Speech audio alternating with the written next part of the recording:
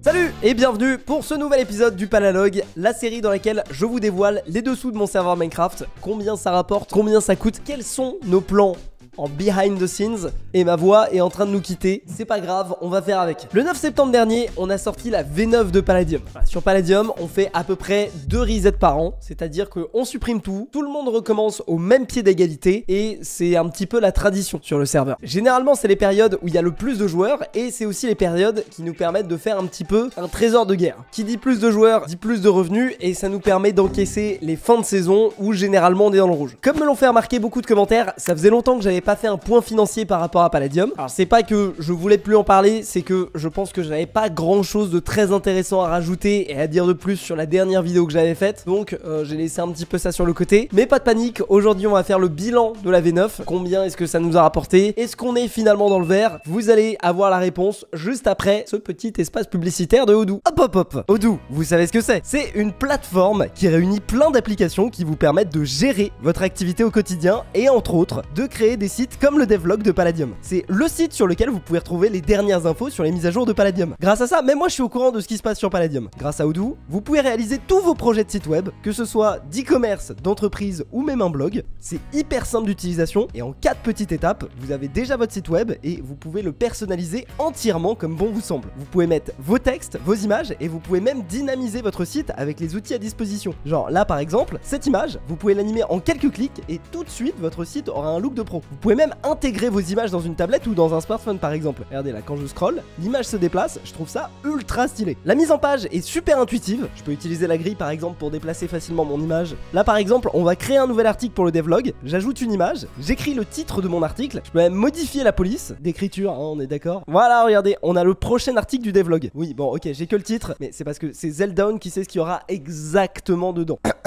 En gros, Odoo c'est vraiment la plateforme pour tous vos projets, alors n'attendez plus, le lien est dans la description et vous pouvez vous lancer. En plus de ça, la première application est offerte à vie avec le support et l'hébergement et vous avez votre nom de domaine personnalisé offert pendant 1 an. Encore une fois, merci à Odoo de nous soutenir, c'est grâce à eux qu'on peut réaliser plein de projets sur la chaîne et je vous laisse avec le Palalogue. Encore une fois, merci à Odoo, je vous rappelle que tout l'argent des sponsors sur les Palalogues revient directement à Palladium pour financer le serveur et Odoo nous suivent pendant toute l'année, donc c'est grâce à eux qu'on a un petit peu de stabilité et vous allez voir, on en a besoin. Le modèle de Palladium, comme je l'ai expliqué plus tôt, on a un modèle bien précis de reset sur Palladium. Historiquement, on a eu à peu près 2 resets par an, les gens sont très contents avec ça, sauf moi. Moi j'ai toujours eu cette espèce de fantasme de me dire, ok, on va trouver la mise à jour, on va trouver la feature qui fait que le nombre de joueurs reste stable sur toute la saison. À l'heure actuelle, une saison de Palladium ça ressemble à ça, on a un gros pic de joueurs sur le premier mois et ensuite ça commence lentement à descendre jusqu'à se stabiliser aux alentours des 500 joueurs sur la fin de la saison et ensuite on fait un reset et rebelote. Moi je vais être transparent avec vous, ça m'a toujours fait un petit peu chier ce fonctionnement, le fait que on ait beaucoup de joueurs au début et moins de joueurs sur la fin. J'ai toujours voulu un petit peu lisser le nombre de joueurs, faire en sorte que on ait une espèce de constante, un petit peu comme Hypixel qui ont toujours un nombre de joueurs minimum, parce que d'un point de vue gestion des finances, c'est beaucoup plus simple pour nous. Alors avant on n'avait pas de salariés, on n'avait pas de très grosses charges, donc ça posait pas de problème, mais depuis 2021 on a recruté des gens, on a un gros run rate, c'est-à-dire l'argent qu'on doit sortir tous les mois. C'est chiant d'avoir une grosse rentrée d'argent au début de la saison et ensuite après devoir gérer les finances pour faire en sorte que ça... Enfin, c'est une galère. Franchement, on va pas se mentir, c'est très difficile. Dans un ancien épisode du Palalogue, je vous avais expliqué que j'avais même réfléchi à l'idée de ne plus jamais reset Palladium, faire en sorte que le serveur continue avec des mises à jour de temps en temps évidemment, mais plus de reset, c'est-à-dire qu'il y aurait plus de remise à zéro et de remise à pied où tout le monde est à égalité. Et j'avais reçu pas mal de commentaires de gens qui étaient à la fois pour, à la fois contre. Je comprenais un petit peu les points de vue de tout le monde et pour être honnête, j'ai pas mal réfléchi à cette idée. Le truc c'est qu'avant de prendre une décision, il faut vraiment peser le pour et le contre. Ce qu'on a fait, c'est qu'on a été voir énormément de joueurs sur Palladium, des joueurs très actifs, des joueurs plus casus, des joueurs qui jouaient encore, des joueurs qui avaient arrêté de jouer. Et ce qu'on a découvert, c'est qu'en fait, la façon dont les gens jouent à Palladium, c'est que ils arrivent au reset,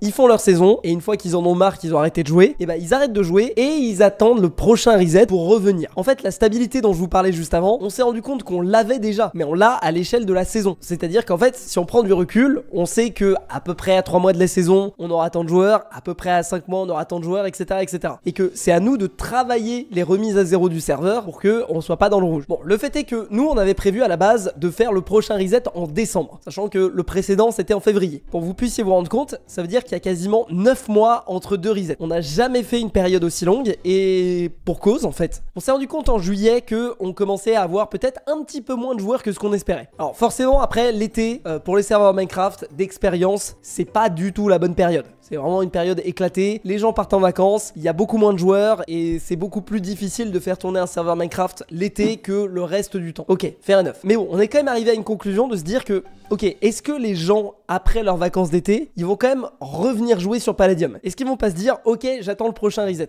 Et la réponse, comme on l'a vu un petit peu plus tôt, c'est que oui, en fait. Les gens, généralement, ils arrivent au reset, ils jouent leur saison et après ils partent. Et là, on s'est rendu compte que ça allait peut-être être un petit peu chaud pour faire le reset en décembre. Pourquoi on avait planifié décembre? C'est parce qu'on prépare une grosse mise à jour, la plus grosse mise à jour ever de Palladium. J'ai pas encore envie de vous spoiler ou de teaser, mais c'est du lourd. Le truc, c'est que nous, on avait tout planifié autour de cette date de décembre. Et donc, ce qu'on avait prévu de sortir en décembre était pas du tout prêt. Et il y avait aucun moyen que d'ici septembre, on puisse tout développer. Du coup, on a réfléchi. On s'est dit, ok, les joueurs, ils viennent, ils jouent leur saison, et ensuite, après, ils partent quand ils ont terminé, et ils enchaînent les resets comme ça, les uns après les autres. On s'est dit, est-ce que ce serait pas intéressant, plutôt que de proposer un reset normal, de proposer une vraie expérience qui est différente de ce à quoi les joueurs sont habitués. Et c'est là qu'on a eu l'idée de la corruption. Pour ceux qui n'ont pas suivi, la map se corrompt petit à petit de jour en jour, et les joueurs doivent collecter des ressources pour petit à petit empêcher la corruption de progresser. En vrai, la fonctionnalité, elle est trop cool, et l'idée derrière ça, contrairement à ce qu'on a toujours fait sur Palladium, c'est que la fonctionnalité disparaisse à la prochaine saison. C'est-à-dire que là, vous avez la corruption, mais la prochaine saison, ça sera peut-être un autre thème complètement différent. Ça veut pas dire qu'on va pas faire d'autres mises à jour avec des features qui vont rester sur la longueur, hein. Détrompez-vous, au contraire même. Mais je pense que le fait que chaque saison ait un thème bien spécifique, bah ça rajoute un élément de gameplay intéressant et surtout un élément de différenciation de chaque saison. Ah ouais, la V9, ah oui, c'était la saison avec la corruption et tout. Voilà, je trouve que l'idée est sympa et j'ai l'impression aussi que la corruption, ça a plu à pas mal de joueurs. Donc je suis content.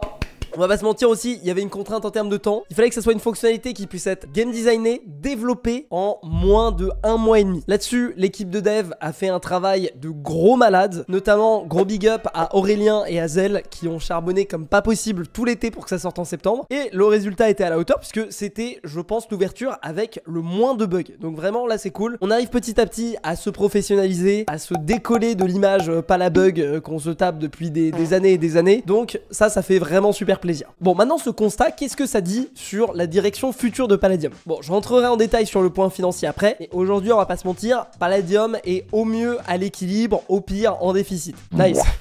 Le truc c'est qu'on a des plans, bon je parle en mon nom, mais l'équipe aussi derrière, on a des plans vraiment stylés pour ce qu'on voudrait faire. On aimerait bien s'étendre, faire plein de trucs, enfin je peux pas rentrer dans les détails de tous les projets qu'on veut faire, mais voilà, aujourd'hui on n'a pas les moyens de nos ambitions. Pendant presque 8 ans, le focus ça a été de rajouter constamment des nouvelles fonctionnalités sur Palladium. C'était un peu un moyen de jeter des trucs au mur et de voir s'il y a des choses qui s'attachent. Alors là c'était une très mauvaise traduction d'une expression anglaise, l'expression throw things at the wall and see what sticks, mais je trouve que l'image elle est un petit peu vraie. À chaque nouvelle saison on rajoute plein de fonctionnalités et on se dit ça y est, ça va être la fonctionnalité qui va nous faire passer au niveau supérieur. On a sorti les villages de faction. Moi dans ma tête j'étais persuadé que ça allait faire en sorte qu'on ait un nombre de joueurs stable sur toute la saison parce que bah du coup les gens allaient pouvoir s'investir dans leur village de faction, qu'il allait pas être détruit, etc. Ça a eu un petit impact. Il y a des gens qui font des villages de faction, mais ça a pas fondamentalement changé Palladium. Les mini-jeux, vous vous souvenez des mini-jeux? Il y a plus personne qui y joue. Ça pour le coup c'est un échec de Palladium, peut-être qu'on en reparlera. Mais on s'est dit, ok, bah du coup, les gens ils font leur vie sur le faction, mais on va sortir un mini-jeu. Bon là pour le coup ça a bidé. Les montures, ah bah les gens ils vont faire un élevage de montures, on va faire tout un système d'accouplement entre les montures qui permet de les améliorer, etc. Bon au final les montures les gens les utilisent, mais c'est pas la killer feature de Palladium. Il y a une fonctionnalité qui je pense pourrait être game changer pour Palladium, mais au bout d'un moment, un serveur PVP faction, tu peux pas rajouter tout et n'importe quoi dessus sans perdre la cohérence. Et le truc c'est que là aujourd'hui sur Palladium, on est en train petit à petit de créer un univers et on n'a pas envie que ça devienne une espèce de machine à gaz avec tout et n'importe quoi dessus et des modes de jeu différents et qui sont tous interconnectés mais auxquels les gens jouent à moitié. Non, en fait on a envie que ça reste un PVP faction et que ça soit le meilleur PVP faction avec un lore incroyable, des fonctionnalités incroyables, des ajouts incroyables, mais que ça reste cohérent. Pour vous donner une analogie, on n'a pas envie envie que ça devienne Facebook. À la base, Facebook c'était très bien, tu pouvais poster des trucs sur ton mur, et là aujourd'hui, mais c'est n'importe quoi, tu sais même pas ce qu'il y a sur Facebook. Des stories, tu peux jouer à des jeux, c'est une usine à gaz, l'application ressemble à rien, il y a des boutons partout. Voilà, on n'a pas envie que Palladium devienne ça et qu'on greffe plein de trucs parce qu'on se dit ah ça serait cool de rajouter ça, ça serait cool de rajouter ça, ça serait cool de rajouter ça, et qu'à la fin le serveur ressemble plus à rien. C'est pour ça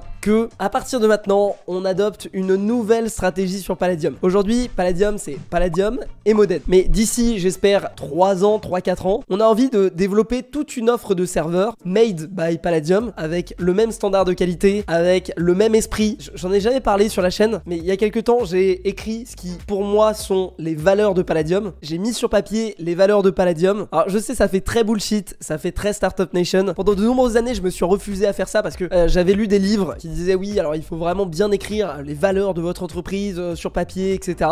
Et pendant des années, je me suis dit mais frérot, mais putain, c'est pas ça qui fait avancer les choses. C'est éclaté, c'est Startup Nation, bullshit. Mais en fait, plus ça avance, plus je me rends compte que le fait ne serait-ce que de mettre sur écrit la vision que tu as pour un projet et comment est-ce que les gens doivent l'approcher, en fait, je pense que c'est important. C'est pas le truc qui, voilà, à la fin de la journée, c'est pas ça qui va faire que les features se développent, mais je pense que ça permet à toute l'équipe de se rendre compte, ok, on va faire les choses dans cette perspective. Donc voilà, Palladium, en gros, je résume ça à 3 valeurs. Le long terme, chez Palladium, on comprend que la véritable valeur et la véritable satisfaction de notre travail ne provient pas d'un gros profit ni d'un gros coût. On comprend que la réputation et l'image des joueurs est la priorité numéro 1 de l'entreprise. Cette notion de long terme, je pense que c'est un truc très ancré dans ma tête. J'ai toujours été quelqu'un qui anticipe beaucoup le futur, qui est peut-être un petit peu angoissé là-dessus, qui se pose toujours des questions et qui a pas envie de profiter tout de suite. En fait, je préfère être dans l'inconfort tout de suite pour être dans le confort plus tard que l'inverse. Vous voyez ce que je veux dire? En d'autres termes, on peut dire que je suis un rat, tu vois. Genre, ça me gêne pas de pas dépenser d'argent pour que après, dans le futur, je sais que je suis safe. Et ça, du coup, ça se traduit par la valeur de long terme. La deuxième valeur, la créativité. Pour moi, c'est limite la plus importante. Depuis le début, l'ADN de Palladium se trouve dans la volonté de faire les choses différemment. Même si les essais ne sont pas toujours fructueux, la volonté d'innover et de se réinventer est l'un des principes clés de l'entreprise. Nul ne sert de regarder ce qui se fait ailleurs, on fait un produit pour nos joueurs auxquels on aurait voulu pouvoir jouer nous-mêmes. Ça, je trouve que c'est important et c'est la jeunesse de Palladium. Moi, à la base, j'aimais bien le PVP faction, j'aimais bien les mods, il y avait aucun PVP faction, bah du coup, j'ai créé un PVP faction modé. Je savais pas que ça pouvait fonctionner, même on m'avait dit que ça marchait pas et que ça n'allait pas marcher, je me suis dit c'est pas grave, je vais faire autrement, hein. Et à la fin, ça a donné Palladium. Je me suis pas dit ah, ce serveur-là, il est bien, je vais le copier. La copie ne sert à rien, c'est en partant d'une feuille blanche qu'on fait vraiment bouger les choses. Bon là, j'avoue, ça fait vraiment bullshit, vous pouvez m'insulter.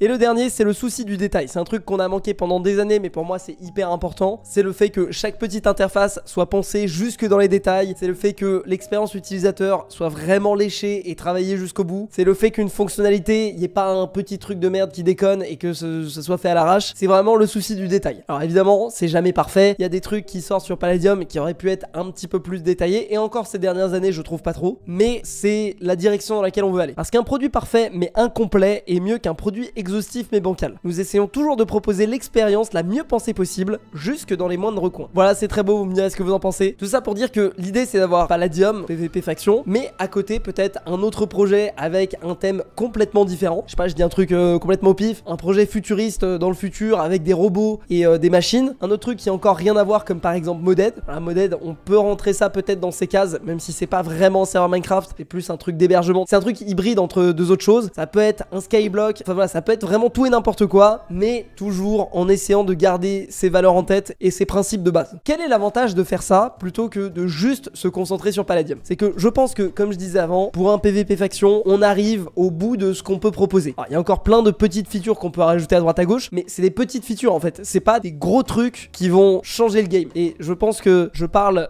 au nom de l'équipe quand je dis ça, c'est qu'on a vraiment envie d'apporter du renouveau dans Minecraft. On a envie de faire des nouveaux trucs. Aujourd'hui, je pense que c'est pas avec un PVP faction qu'on le fera. On continuera à mettre à jour Palladium, on continuera à sortir toutes les idées qu'on a. Et croyez-moi, perso, j'en ai encore plein, c'est pas ça le souci. Mais je veux dire, des gros trucs comme ce qu'on veut sortir, ce qu'on voulait sortir à la base en décembre, j'en vois qu'un seul. Vous voyez ce que je veux dire? Du coup, même d'un point de vue stratégie d'entreprise, être basé sur un seul mode de jeu, c'est quand même très risqué. Le PVP faction, ça existe depuis toujours sur Minecraft, mais on sait jamais, peut-être que à cause d'un effet de mode, les gens peuvent peut-être se lasser. C'est toujours pratique d'avoir ses œufs dans plusieurs paniers. Et puis même simplement la volonté de créer des nouveaux trucs. J'ai des idées, des nouvelles idées toutes les semaines. Évidemment, on peut pas tout faire, mais ça serait vraiment incroyable. Le gros gros avantage de faire ça d'un point de vue économique. Si on sort un autre serveur, on pourrait avoir 1 ou 2 resets de ce nouveau serveur encore dans l'année, puis encore un autre, puis encore un autre, et arriver à un moment où en fait, vu qu'on fait en sorte que les resets tombent pas au même moment dans l'année, on arrive à lisser nos revenus et à plus être en stress comme ça a été le cas en juillet. Je reviendrai sur les problématiques financières de juillet dernier, mais c'était pas... voilà, c'était un petit peu stressant. Dans le futur, on essaie d'éviter, mais voilà, c'est l'idée un petit peu qu'on a derrière Palladium, et Palladium Games de façon générale. Vous pouvez nous proposer des idées de serveurs à faire, hein, si vous voulez. Moi, personnellement, j'en ai déjà 7 dans ma tête pour vous dire à quel point, niveau volonté de faire des trucs cool, c'est pas ce qui manque. Là, c'est vraiment niveau développeur, niveau organisation aussi. Je pense qu'on est peut-être pas encore à la hauteur pour pouvoir gérer 20 000 trucs en parallèle. On va faire les choses petit à petit. Mais voilà, on va essayer de rester humble et on va essayer de faire les choses bien. Il y a aussi un autre aspect de la stratégie là-dedans, c'est l'extension à l'international et les serveurs Bedrock. Vous le savez, normalement, si tout se passe bien, en février, on sort Palladium Bedrock. C'est une super nouvelle. J'espère qu'on n'aura pas de retard, mais on en aura peut-être un petit peu. Voilà, attendez-vous à ça. J'ai pas envie de casser vos espérances. Mais il y a un autre pan que je crois que j'ai déjà abordé sur la chaîne, mais je suis pas sûr. C'est l'expansion à l'international. On a un super serveur. Moi, personnellement, je pense que Palladium, en termes de serveurs modés, c'est sûr qu'on est les plus avancés. En termes de serveurs en général, je pense qu'on est vraiment dans le haut du panier. Clairement, on a une place à se faire à l'international. Surtout que niveau coût de développement, ça représente très peu. On a commencé à mettre en place un module de traduction dans tous nos projets sur Palladium. C'est-à-dire que là, tout ce qui sort depuis 1 an et demi, tout est traduit au moins en français et en anglais. C'est juste que fut un temps où on n'avait pas cette discipline et du coup, il y a une grosse partie de notre code base qui est pas traduite et ça prend un temps de gros malade. Je vous donne un exemple débile, mais les GUI, les interfaces, en fait, c'est des images et c'est des images sur lesquelles c'est écrit en français. Ça veut dire qu'il faudrait faire une refonte totale de toutes les interfaces de Palladium si on voulait sortir un serveur US. C'est ce qu'on veut faire, c'est ce qu'on va faire, mais il faut quand même aussi faire l'état des priorités. On a des mises à jour à sortir, on a des choses qu'on veut faire, donc forcément, on n'a pas 10 000 bras, on n'a pas 10 000 devs, il faut faire des choix. L'idée, c'est que dans le futur, quand on aura plus de serveurs, on puisse à la fois sortir ces serveurs sur les versions Bedrock, parce qu'on se rend compte que petit à petit, que ce soit positif ou négatif, j'en sais rien, je suis pas là pour débattre de ça, mais Mojang pousse à fond pour les versions Bedrock, et on serait débile de se dire non, on va faire que du Java, non, voilà. Non, à un moment, il faut être pragmatique et se dire ça fait chier, ça nous oblige à avoir 2 versions à maintenir en parallèle, mais voilà, tu veux faire quoi d'autre? Et en parallèle de l'équivalent Bedrock de chaque projet, avoir des déclinaisons en plusieurs langues. Alors, si on arrive à faire ça, c'est vraiment le endgame de Palladium. Vraiment, je pense que ça serait trop stylé. On n'y est pas encore. Et c'est d'ailleurs pour ça qu'on recrute en ce moment. Dans la description, je vous mets le lien des posts de Palladium. On recherche notamment toujours des développeurs. Si vous êtes développeur Java et spécifiquement sur Minecraft, si vous avez des connaissances de Minecraft, on est super intéressé par vos talents. Et même si vous êtes très bon en Java, on peut vous former, voilà. On cherche aussi des stagiaires dans l'univers du graphisme, notamment pour ce projet de refonte de toutes les interfaces de Palladium. On cherche des game designers, si vous avez des études de game designer dans les pattes, si jamais vous avez une alternance de game design, le lien est dans la description aussi. Et n'hésitez pas à aller jeter un petit coup d'œil parce que des fois il y a des posts qui s'ouvrent et voilà, c'est toujours intéressant. Bref. Bon, du coup on passe à la partie qui vous intéresse le plus, je pense. Je sais pas, je vais juste remplir ma bouteille comme ça, j'aurai de la voix. L'état financier de Palladium. Ok, bon, on s'était quitté, je crois, où on était dans le rouge. Enfin, je crois, c'est sûr, en fait. On était dans le rouge à un tel point que vous avez commencé à vous foutre de moi parce que à chaque fois que j'arrivais sur la chaîne secondaire, c'était pour vous annoncer que j'avais perdu de l'argent. Et pour la première fois, je vous annonce que on a gagné de l'argent. Moi, j'ai touché le chèque. Et on a gagné beaucoup d'argent. Bon, de toute façon, je pense que j'aurais mis le chiffre dans le titre, donc je vais pas vous faire attendre. Sur le mois de septembre, donc c'est-à-dire du 9 septembre au 30 septembre, 91 873 € hors taxe. Bon, ça c'est une spécificité, mais en gros, dans tout ce que vous achetez en France, vous avez 20% de TVA. C'est-à-dire, j'achète une bouteille d'eau, et la bouteille d'eau elle me coûte 1 €, il y a 20% qui partent en taxe à l'État. Pareil, quand vous achetez un grade sur Palladium à 20 € par exemple, il y a 4 € qui ne rentrent pas du tout dans notre poche, qui vont directement à l'État français. Bon, ça c'est si vous êtes en France, parce que la TVA est due dans le pays du client. C'est-à-dire, si on a un client, je sais pas, canadien qui paye sur le site, le client canadien, je crois que, si je dis pas de bêtises, il n'y a pas de TVA, et du coup, vous n'avez pas de TVA sur votre achat. Bref, c'est des spécificités complexes. Tout ça pour dire que 91 873 €, c'est le montant après qu'on ait retiré les 20% de TVA. C'est un montant qui est vraiment le bienvenu, mais c'est pas vraiment ce qu'on a touché. En réalité, à ce montant, il faut retirer approximativement 7%, qui sont les frais de transaction, les frais de la plateforme plateforme qu'on utilise pour la boutique. C'est chiant, voilà, ça fait des gros montants. 7% de 91 000, ça fait combien? Ouais, ça fait quand même 6 000 euros. Voilà, 6 000 euros de frais de transaction et de frais de boutique. Ouais, je vais pas vous mentir, on s'en serait bien passé. Mais du coup, Fuse, vous devez être riche. Et là, la petite problématique. Bon, la véritable raison pour laquelle on a été obligé de repousser l'ouverture de décembre à septembre, c'est parce que financièrement, Palladium était en difficulté. Ah bah tiens, dis donc, c'est quand même très étrange ça, hein, comme d'hab, on a déjà entendu cette histoire. Première chose, déjà on a eu des énormes dépenses localisées à un moment entre avril et juin, même juillet un petit peu. Pourquoi? Parce que on était en train de faire la transition vers notre propre data center. Cette transition, elle nous a coûté très cher parce que il a fallu faire, déjà, ne serait-ce que pour louer un local, c'est super chiant parce que il faut faire le dépôt de garantie. Bon alors ça on le compte pas dans les dépenses parce que c'est un dépôt de garantie, après on est censé le revoir, enfin bref voilà. Mais il y a les honoraires de l'agent immobilier, il y a le mobilier à acheter, il y a les travaux à faire, il y a le déplacement de tous les serveurs de Paris à Rennes dans le data center, l'installation du data center, l'achat du matos qui nous manquait pour la data center. Voilà, bref, en gros ça a été un chantier gigantesque qui a vraiment plombé nos comptes. Surtout que de mai à septembre, on était en train de payer en parallèle l'hébergement qu'on avait de base dans le data center à Paris et le loyer de Rennes. Parce qu'il y avait une petite période de transition qui faisait qu'on payait double. Par exemple, en avril, on a fait 55 000 euros de chiffre d'affaires et on en a dépensé 59 000. En mai, on a fait 49 000 euros de chiffre d'affaires et on en a dépensé 56 000. En juin, on a fait 42 000 euros de chiffre d'affaires, on en a dépensé 60 000. En juillet, 28 000 euros de chiffre d'affaires, on en a dépensé 61 000. En août, 20 000 euros de chiffre d'affaires, on en a dépensé 50 000. Là, vous voyez que sur les mois de avril, mai, juin, juillet, août, on a eu presque 300 000 euros de charges. C'est des montants qui font vraiment tourner la tête et qui mettent un petit peu la pression, on va pas se mentir. Si bien qu'au moment où on a fait l'ouverture de la V9 de Palladium, on était dans le rouge à hauteur de 75 000 euros. Objectivement, si ça avait continué comme ça, en août, on a fait 20 000 euros avec 50 000 euros de dépenses. Ça veut dire qu'on perd 30 000 euros par mois. Si on extrapole, si on avait ouvert en décembre, on serait dans le rouge à hauteur de 190 000 euros. Nice, trop bien. Clairement, je vous avoue qu'à l'échelle de Palladium aujourd'hui, 190 000 euros de dette, je pense que je suis pas sûr qu'on aurait continué. En tout cas, pas avec autant de staff et pas avec autant de gens qui bossent pour nous. Donc je suis content, on a fait la bonne décision en faisant ce reset un petit peu anticipé en septembre. Parce qu'au final, les gens étaient très contents, il n'y a pas eu de bug. Et nous, ça nous a un petit peu sorti d'affaire. Presque sorti d'affaire parce que là, ok, on a fait 91 000 euros. Si vous résumez bien, ça fait 41 000 euros de bénéfices. Et donc, il nous reste encore 30 000 euros à rembourser dans le rouge. En vrai, ça va. 30 000 euros dans le rouge pour Palladium, c'est un niveau auquel je suis quand même assez confiant. D'autant plus que pour l'instant, a priori, le mois d'octobre a l'air de bien se passer. Merci à tous les joueurs de Palladium d'ailleurs. On essaie vraiment de travailler dur pour régler tous les problèmes quand il y en a. On essaie vraiment de travailler dur pour rajouter des nouvelles fonctionnalités, pour faire des... Enfin voilà, pour juste que l'expérience soit cool sur le serveur. Et j'ai l'impression que, voilà, là vraiment on tient quelque chose et on va continuer là-dessus. Donc vraiment merci aux joueurs parce que c'est grâce à vous qu'on peut continuer cette aventure. Et en plus de ça, on est petit à petit en train de réduire les dépenses parce qu'on arrive à un moment où on a acheté tout ce qui est nécessaire pour le data center, parce que on a résilié les abonnements qu'on avait encore à l'autre data center. Enfin, on arrive un petit peu à réduire les dépenses, tant mieux. Ça me rassure un petit peu, je dors un peu mieux la nuit, c'est cool.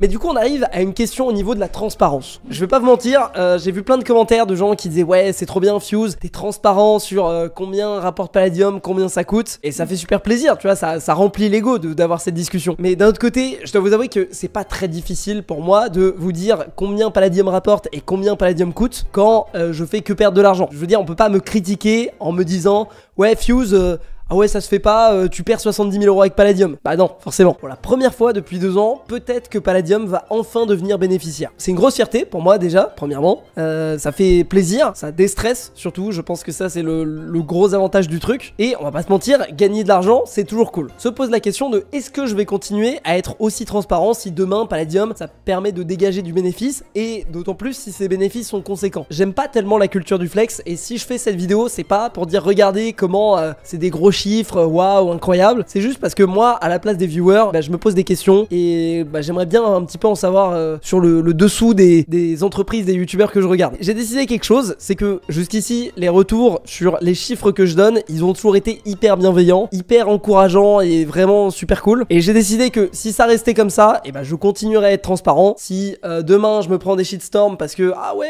Palladium, t'as gagné 50 000 euros avec Palladium, voilà, je veux dire, ça n'en vaut pas le jeu n'en vaut pas la chandelle. chandelle pour moi de me faire shitstorm parce que je dis que je gagne de l'argent et que je dis combien je gagne. Je pense que la transparence ça fait jamais de mal, sauf quand ça fait du mal. Donc on verra si ça fait du mal. Mais voilà, bref, j'ai pas envie de finir l'épisode sur un point négatif. Juste, c'est une discussion qu'on peut peut-être essayer d'avoir dans les commentaires. C'est intéressant. Et encore une fois, je remercie tous les joueurs de Palladium qui font vivre le serveur. Je remercie tous les viewers qui regardent ces vidéos parce qu'elles sont trop cool à faire. Je remercie toute l'équipe de Palladium sans qui ça serait impossible. Voilà, c'est moi devant la caméra, c'est moi qui reçois les éloges. Mais en réalité, ça devrait être eux parce que c'est eux qui font tout le travail. Et la bise!